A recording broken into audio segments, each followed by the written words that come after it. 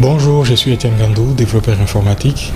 Il y a quelques mois, je vous ai présenté une application qui s'intitulait Laureus Cases and Bills. C'était une application qui traitait de l'activité d'un cabinet d'avocats et elle consistait en la création des fiches signalétiques des avocats, en la mise en œuvre des affaires que les avocats traitent et enfin de la facturation par rapport aux actes que les avocats posés avec les affaires qu'ils traitent bien évidemment. Et voilà qu'aujourd'hui, je reviens avec cette même application, mais je vais vous parler d'un autre aspect qui est celui de la migration, c'est-à-dire une application peut fonctionner dans un environnement donné et puis à un certain moment cet environnement devient plus ou moins obsolète et nous sommes appelés à aller avec cette application vers un autre environnement. En fait, une migration est en informatique le passage d'un état existant d'un système informatique ou d'une application vers une cible définie dans un projet comme celui-ci dont nous parlons de la gestion des activités du cabinet d'avocats. Donc nous allons d'un environnement vers un autre. Mais la question qu'on peut se poser, pourquoi migrer puisque l'application marche? En fait, la migration, c'est une décision qui relève de la stratégie d'une entreprise par rapport à son environnement et par rapport au contexte qui change, puisqu'il est important de comprendre ici que dans le monde de l'informatique, tout va très vite. Et la première étape d'un projet de migration en informatique est l'identification des données, leur format, les remplacements et formats dans lesquels elles doivent se trouver après la migration, lorsque la migration sera faite. Et pour le cas qui nous concerne, c'est une application qui a été développée en .NET Framework et nous allons migrer vers .NET 5 tout court, .NET tout simplement. Nous allons de .NET Framework à .NET 5. Et cette étape de pré-planification sert entre autres à repérer les risques dont il faut tenir compte avant les transferts et à mettre en place les mesures de sécurité qui doivent être prises lors de la migration des données sensibles et confidentielles. Nous allons d'un environnement vers un autre. Il y a un certain nombre de paramètres, je vais dire, de dépendance de l'application. Puisque nous allons de .NET Framework à .NET tout court, il y a certaines dépendances qui changent, qui ne sont plus les mêmes. Et nous devons tenir compte de cela pour que, à la fin, nous allons avoir un rendu qui ressemble pratiquement à ce que nous avions auparavant. Mais derrière, il y a un certain nombre de choses qui changent. Et pourquoi cela? Parce qu'il est très important lorsqu'on fait ces métiers de développeur informatique. Et c'est un domaine où les technologies ne cessent d'évoluer constamment. Et la première qualité dont doit faire un développeur informatique, c'est sa capacité à l'auto-formation. Alors, tout au long de sa carrière, c'est quelque chose que j'ai connu ces 25 dernières années. Donc, j'ai les souvenirs d'avoir commencé dans un environnement linéaire et puis nous sommes passés à un moment des choses et on continue et cela ne s'arrête pas. Et il faut être rigoureux, avoir la logique et être pragmatique et comme je l'ai dit bien évidemment être autonome, c'est-à-dire être capable de s'adapter rapidement et aussi être à l'écoute des autres parce que c'est important d'écouter ce que les autres font. C'est un domaine dans lequel il est aussi, on demande à la fois d'être autonome mais il faut être extrêmement ouvert aux autres et les partages du savoir est très important dans ce domaine. Donc il faut être à l'écoute des autres. Cela fait partie d'autres qualités nécessaires à l'exercice de ces métiers des développeurs informatiques. Très souvent, l'on est réticent à changer parce que lorsqu'on fait quelque chose qui marche, on se retrouve dans ce qu'on appelle entre guillemets notre zone de confort. Donc la zone de confort, c'est comme un état psychologique dans lequel une personne se sent à l'aise et dans cette zone, elle peut garder les contrôles tout en éprouvant un faible niveau de stress et d'anxiété. À ce moment-là, on arrive dans quelque chose qui devient comme de la routine. On se réveille le matin, on a confiance, voilà, j'ai fait ça comme ça, je peux les reprendre autant de fois que je veux. Je suis sûr du résultat qu'on aura en sortie. Mais face au contexte dans lequel nous nous trouvons où les technologies évoluent constamment, il n'est pas prudent, et ça je l'ai vu, j'ai déjà rencontré plusieurs développeurs qui étaient très réticents à changer leur manière de travailler parce qu'ils étaient déjà, ils avaient leurs habitudes, donc tout ce qu'ils faisaient marchait, donc pas besoin d'évoluer et d'aller plus loin. Et on dit souvent, les plaisirs de l'habitude est souvent plus doux encore que celui de la nouveauté. Donc on est réticent à voir changer sa manière de travailler puisque ça crée le stress et on a ce qu'on appelle la peur de l'inconnu. Mais parfois, il est nécessaire, particulièrement pour ce domaine, d'en sortir pour s'enrichir de nouvelles compétences et faire face aux évolutions de son environnement. Et c'est en cela que consiste le métier de développeur informatique, c'est-à-dire être en éveil permanent face aux évolutions.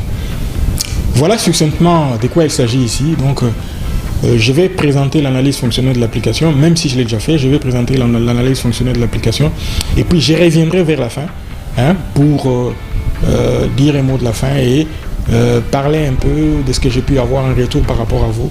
Et voilà, suivons d'abord l'application en elle-même telle qu'elle a été réécrite des .NET Framework à .NET 5 et à tout de suite.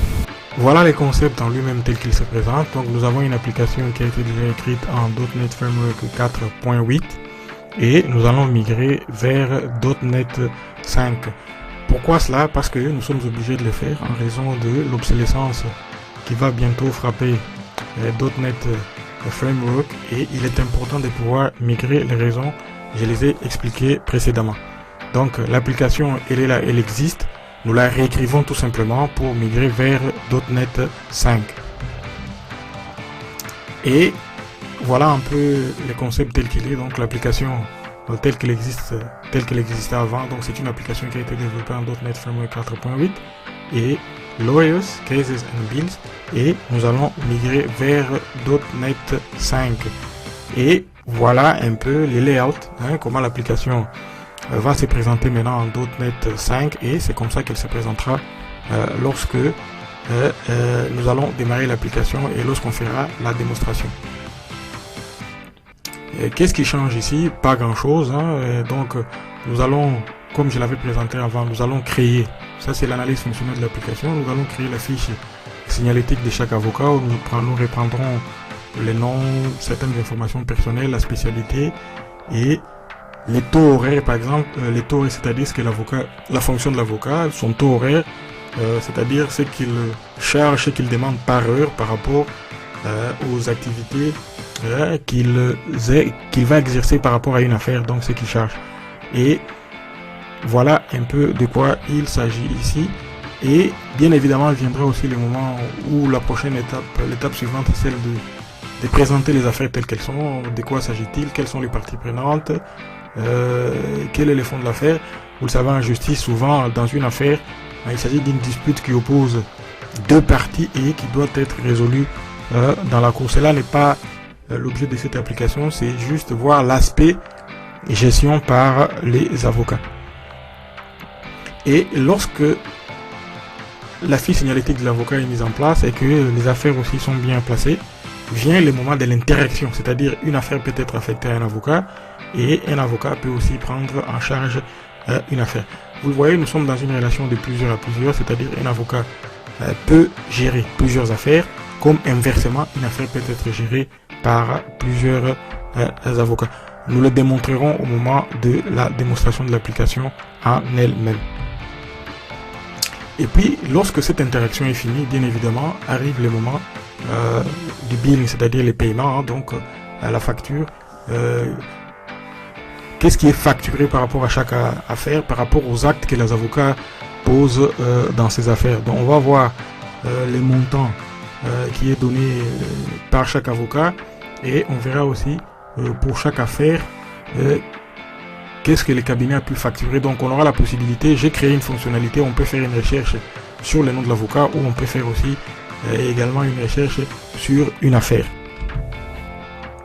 Et maintenant pour ce qui concerne ce qu'on a mis en place comme outil, notre design reste habituel, c'est-à-dire c'est une application à plusieurs couches. Nous avons c'est une solution qui reprend en elle plusieurs projets et ces projets sont liés entre eux par des dépendances, il y a des relations qui lient ces différents projets, qui les amènent tous vers les projets qui gèrent l'interface graphique et pour le cas ici c'est MVC, j'utilise MVC, Model View Control, c'est l'application qui gère l'interface graphique et qui affiche les applications et qui affiche notre application qu'on va voir.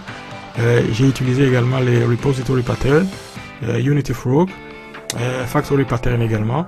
Et j'ai utilisé également la dépendance injection. Et dans ce cas-ci, à la différence de l'application précédente où j'avais utilisé AutoFac pour le faire ici, et c'est ça la différence même, l'un des aspects intéressants de cette migration. .NET 5 comprend en lui-même cette fonctionnalité de faire la dépendance injection en interne. On n'a pas besoin d'utiliser, on peut toujours utiliser un outil tiers, hein, comme il y en a plusieurs, hein, Unity, moi j'utilise généralement AutoFac, mais ici pas besoin de le faire parce que .NET lui-même comprend en son sein cette fonctionnalité de pouvoir faire la dépendance injection. Voilà un peu les éléments qui ont été mis en place, hein, les éléments mis ensemble bout à bout pour arriver à cette application. Très bien, voilà la page d'accueil lorsque l'application est lancée. Nous atterrissons sur cette page d'accueil qui présente l'application telle qu'elle démarre. Vous le voyez, j'ai mis ici ces titres, hein, pour bien préciser qu'il s'agit de la version qui est écrite. C'est la version qui est en .NET 5, hein, pour la différencier par rapport à l'ancienne version qui était développée en .NET Framework. Lorsqu'on clique sur le menu des avocats, nous avons ici une liste de tous les avocats qui travaillent dans ce cabinet. Et pour ces avocats, nous avons les taux horaires, c'est-à-dire qu'ils changent par heure, date de naissance, nous avons leur adresse mail et également leur numéro de téléphone. Et habituellement, les fonctionnalités qu'on a, ce qu'on appelle les CRUD, hein, c'est-à-dire on peut créer, lire, modifier et supprimer un enregistrement. Pour ces cas précis, donc, on peut les modifier si on le veut. Voilà, nous avons les informations qui concernent cet avocat qui s'appelle Frank Williams. Si je change sa spécialité, par exemple, je peux l'amener vers la spécialité criminelle. Et voilà, et ceci est changé et on le voit bien, sa spécialité maintenant est criminals. Et on retourne à la page qui présente la liste des avocats. Nous avons les avocats et nous avons les affaires qui sont traitées. Nous en avons 3 ici. Et à la fin, nous avons ce qu'on appelle la facturation. Et comme on les voit ici, nous avons les totals, hein, ce que le cabinet a pu facturer en frais par rapport aux affaires. Nous allons démontrer ici concrètement comment cela peut fonctionner en créant, nous allons ajouter 2 avocats, 2 ou 3 avocats qui sont... Je vais ajouter par exemple un avocat qui est bien connu à Kinshasa, Laurent Onyemba. Date de naissance, prénom comme ça, hein, 1900, voilà, par exemple, sa qualification, bon, son statut, hein, les statuts qu'il est dans le cabinet, sa spécialité,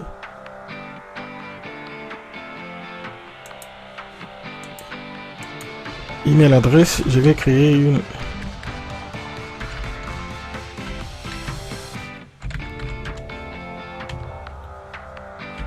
.cd.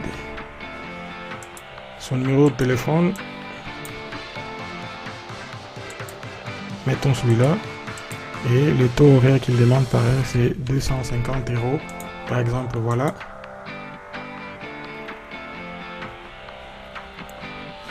Voilà, il a été ajouté, Laurent Onyemba a été ajouté comme avocat.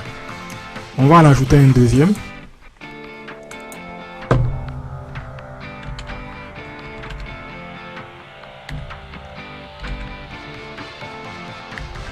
Je mets Gérard Kamanda, date de naissance, je vais également prendre ici, je mets 1955.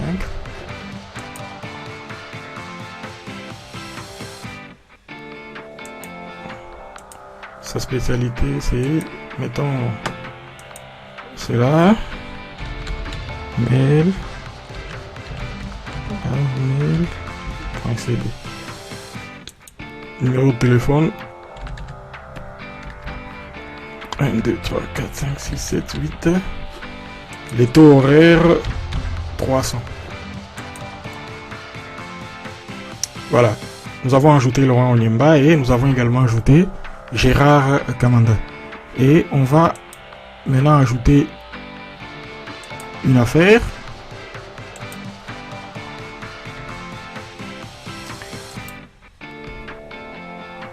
Je vais ajouter une affaire qui est en l'air. Hein. Affaire Bukanga Lonzo.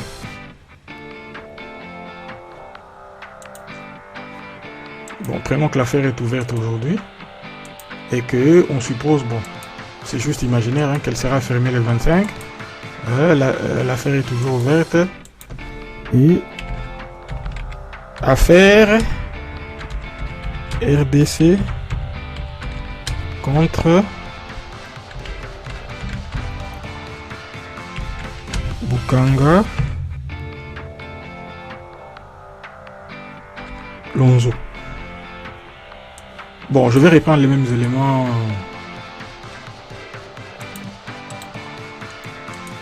Je reprends les mêmes éléments également là-bas. Et voilà.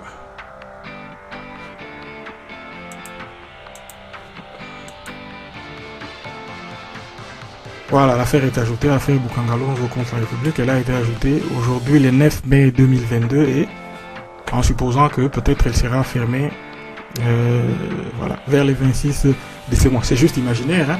Mais le but ici de prendre des données réelles pour vous permettre un peu, pour ceux qui me suivent au Congo, de voir un peu dans une simulation comment cela pourrait se développer. Et justement, cette affaire Bukanga Lonzo, supposons maintenant qu'on veuille la confier à un avocat. Vous le voyez dans ce cas-ci, case affaire Bukanga Lonzo, pour le moment, elle n'a pas été affectée à un avocat. Et c'est ce qu'on va faire maintenant. Nous allons créer une nouvelle affectation. On va sélectionner Laurent Onyemba. Que va-t-il faire? Donc, il communique avec ses clients, ses collègues et les juges. L'affaire reste ouverte. Il a commencé sa consultation à 9h10 et il la termine à 13h25. Voilà. Et vous le voyez, à chaque fois, il y a ceci qui apparaît à côté. C'est une notification qui apparaît pour dire que voilà, cette affaire est reliée à l'avocat dont il est question ici. C'est monsieur Laurent Onyemba. Et je vais prendre un autre avocat, prénom Gérard Kamanda, sur la même affaire toujours. Qu'est-ce qu'il lui a fait? Il a interprété les lois, les règles, les régulations. Et l'affaire reste toujours ouverte. Donc lui il a commencé à 10h25, mettons jusqu'à 16h55 et on crée. Vous le voyez pour cette même affaire Bukanga Lonzo, nous avons Laurent Onyemba qui a presté, il y a Gérard Kamanda qui l'a fait également et supposons qu'un autre avocat, je vais prendre monsieur Frankie Lombo lui aussi, hein, donc lui qu'est-ce qu'il a fait? Il a représenté ses clients à la cour. Et il a commencé à quelle heure? Il a commencé à 9h15 jusqu'à 13h25. Je crée. Voilà, pour cette affaire, voilà les actes que les avocats ont posés sur cette affaire. Voilà les actes que les avocats ont posés. Et nous allons voir ici, dans le billing, si je prends, par exemple, voilà, affaire Bukanga Lonzo. Affaire Bukanga Lonzo, Laurent Onyemba a travaillé pendant 4 heures et ses rémunérations se montent à 1062,50 €. Gérard Kamanda a travaillé pendant 6 heures et ses rémunérations se montent à 1950 €. Frankie Lombo a travaillé pendant 4h10 et ses rémunérations se montent à 2083,33 €. Et le total, rien que pour l'affaire Bukanga Lonzo, se monte déjà à 5000 €. Supposons que dans les cas, puisque j'ai fait cette liaison en allant de l'affaire aux avocats, Mais supposons maintenant que je prenne un avocat, je prends par exemple celui-ci, Frank Williams, et je vais lui affecter une affaire. Et de quelle affaire s'agit-il? Voilà les affaires que lui a déjà traitées. Maintenant, je vais lui affecter une nouvelle affaire. Donc, il va aussi travailler sur la même affaire, affaire Bukangalonzo. Qu'est-ce qu'il fait? Il interprète aussi les lois. L'affaire est toujours ouverte. Donc, lui, il a travaillé de 13h par exemple jusqu'à 16h25. Voilà, je crée. Et lorsque je retourne au case, non, plutôt au billing, et que je vais chercher affaire Bukangalonzo, vous le voyez, Frank Williams vient d'être ajouté aussi comme avocat qui a presté sur l'affaire. Et lui, par rapport à ce qu'il demande, il ne demande pas beaucoup parce que vous le voyez pour 3 heures, il ne demande que 66 €. Donc voilà à peu près de quoi il s'agit ici pour ce qui concerne les modes de fonctionnement d'application. Donc nous avons des avocats qui traitent les affaires et nous avons des affaires qui sont prises en charge par les avocats. Et tout ceci aboutit à la facturation. Donc on peut chercher par affaire Alibaba et les voleurs. Et voilà ce que le cabinet a facturé par rapport à cette affaire. Et nous avons ici le total sur toutes les affaires que le cabinet a traitées. Donc le total se monte déjà à, mettons, 11 000. Et si on revient à cette même affaire, affaire Bukangalonzo, je vais prendre encore,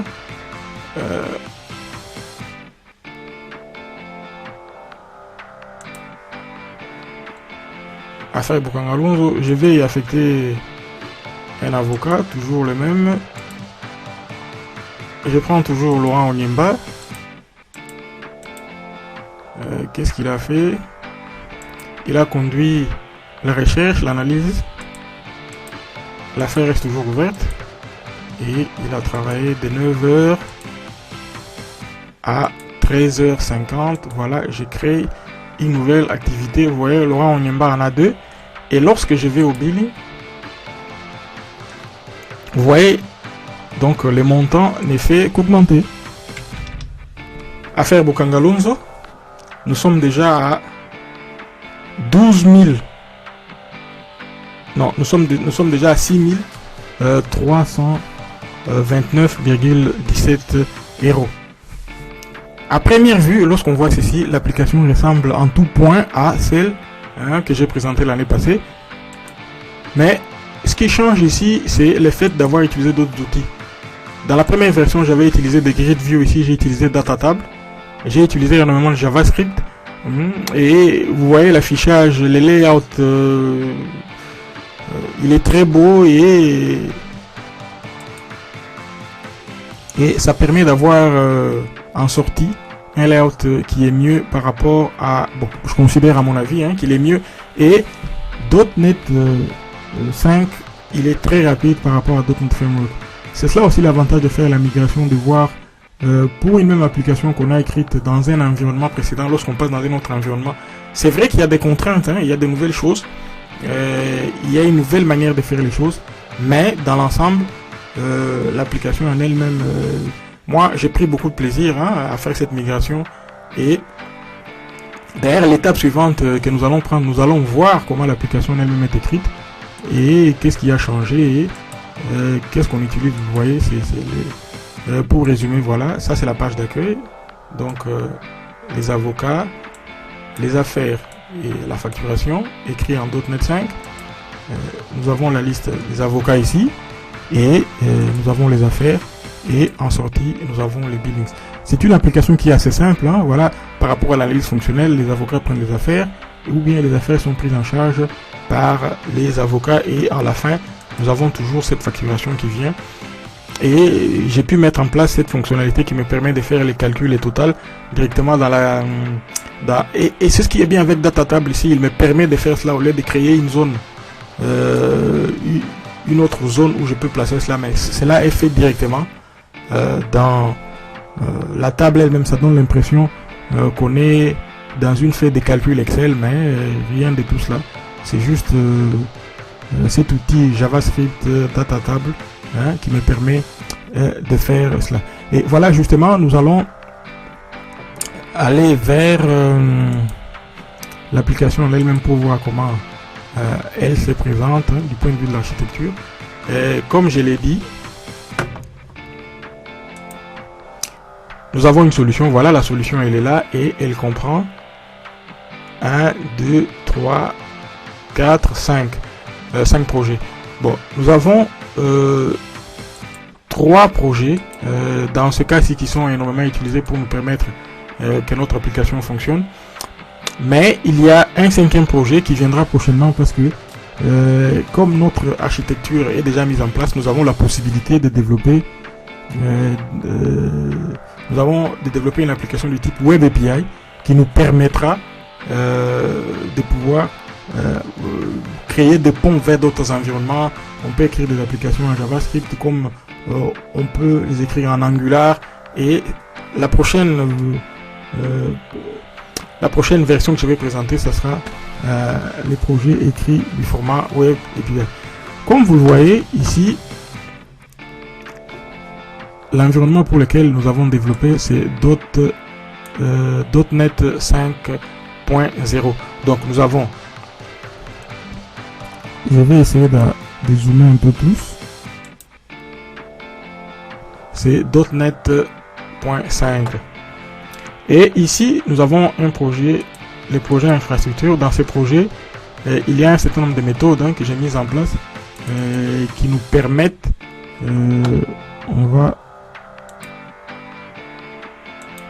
voilà, ici nous avons un certain nombre de méthodes qui sont écrites qui nous permettent de créer de l'abstraction pour pouvoir les utiliser dans d'autres projets qui viennent et qui aident à faire fonctionner l'interface graphique. Ici nous avons des méthodes par rapport au design pattern des Unit of Work.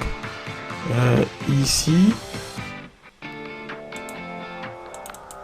puisque j'ai utilisé Generic Repository, voilà ici l'interface qui est le point de départ où nous avons placé nos méthodes pour les opérations qu'on gère lorsqu'on crée un enregistrement.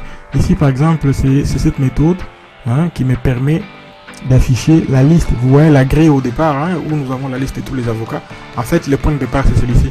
Donc c'est cette méthode qui me permet, lorsque je la lance, donc elle me permet d'afficher tous les enregistrements qui sont dans une liste.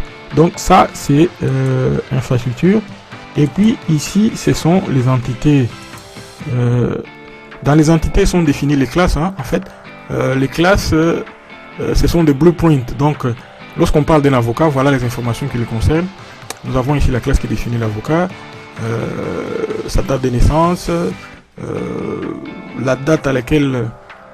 Ici ce sont des méthodes qui me permettent de gérer la validation input. À part les avocats, qu'est-ce que nous avons? Nous avons les affaires. Pour les affaires, qu'est-ce que nous avons défini? Nous avons défini la classe. Toutes ces classes, elles héritent de certaines classes abstraites qui me permettent, c'est-à-dire que ce sont des fonctionnalités de base que j'ai, au lieu de réécrire à chaque fois, je les ai écrites en une fois et je peux les utiliser ici. Ici c'est pour créer le ID, au lieu d'avoir un ID ici dans la classe, mais nous avons défini une classe abstraite qui nous permet, en fait cette classe vous la voyez, elle se trouve dans les projets infrastructure, elle n'est pas ici. Ces projets, ils utilisent aussi des fonctionnalités qui viennent d'un autre projet, en l'occurrence le projet infrastructure qui est ici.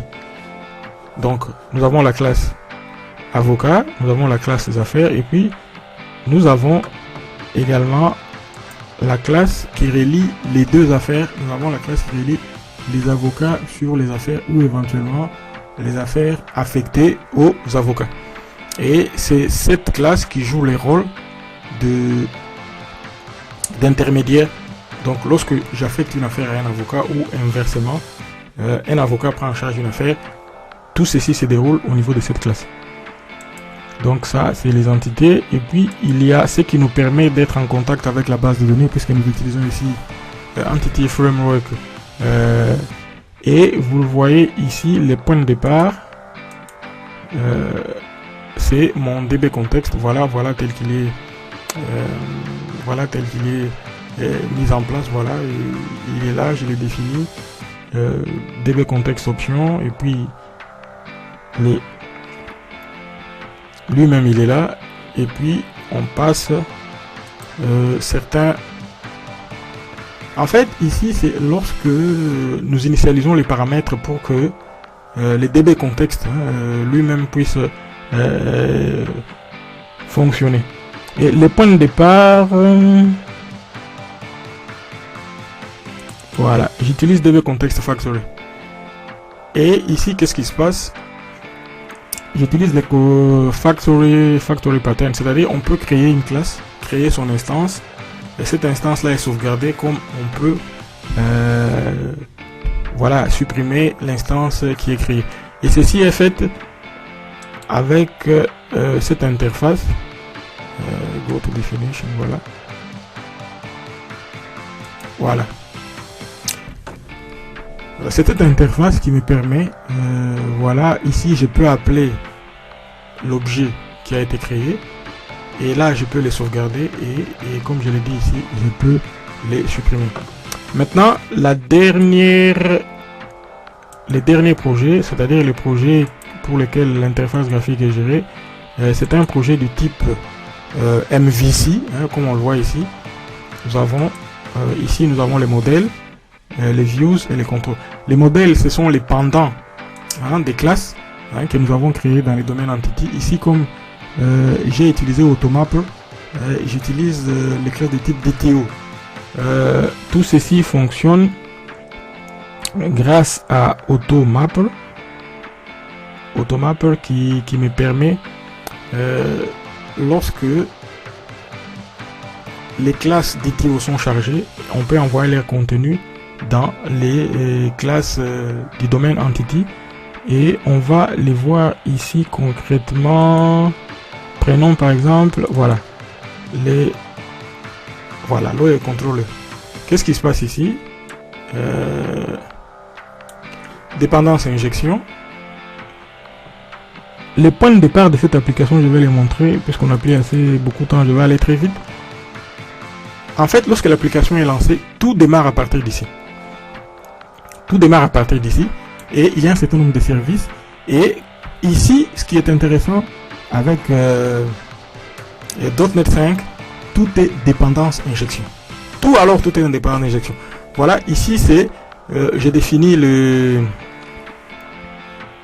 DB Context que j'ai créé. En l'occurrence ici c'est Office Layer Context. Voilà, j'ai défini là où il se trouve, vers quel type, vers quelle base de données il pointe. Donc j'ai défini ici ce qu'on appelait avant les connection strings, et tout ce que j'utilise par après, et je les déclare ici comme dépendance injection. Interface, implémentation, interface, implémentation, interface, implémentation. Aussi bien pour puisque j'utilise ici Generic Repository, donc j'ai créé les interfaces pour Layer Repository, pour les avocats Repository, pour les affaires Repository, et pour Unity Framework également Repository. Donc ces interfaces ici doivent être déclarées ici comme de la sorte la dépendance injection va fonctionner. Nous sommes obligés de le faire autrement. Donc c'est ce qui change ici avec .NET. Tout est dépendance injection. Tout ce qu'on va utiliser. Également pour ce que j'ai créé lorsque j'initialise mon DB Context. Donc j'ai créé ce que j'appelle DB Context Factory. Également cette interface que j'ai mise en place pour lorsque la classe est générée, sauvegarder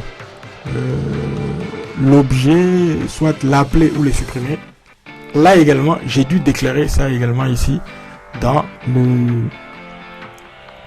je l'ai déclaré également ici pour faire de la dépendance injection. Et très vite, concrètement, en fait, ce qui est ici, ce que j'ai mis ici, je l'ai fait pratiquement de la même manière. Je vais juste présenter ici pour finir, pour ce qui concerne les avocats. Que se passe-t-il lorsque la page est chargée? Ça, c'est les contrôleurs. J'ai fait la dépendance injection par rapport aux avocats, par rapport à UnitWork, par rapport à IMAPper qui va me permettre de faire les mappings, parce que j'utilise les classes de type DTO. Je vais les montrer ici par exemple lorsque je crée un avocat. Voilà, il y a l'instance qui est mise ici. Et lorsque l'avocat est créé, à la fin, qu'est-ce qui se passe? Je vais utiliser Automapper pour prendre les contenus de la classe DTO et puis je l'envoie dans les entités de domaine. Et après seulement, je vais ajouter, j'appelle cette méthode, vous le voyez, cette méthode que je l'appelle pour créer un nouvel enregistrement. Donc le nouvel enregistrement est créé sur les entités de domaine et non pas sur les DTO. Les DTO nous aident seulement à travailler et à créer du contenu pour l'interface graphique.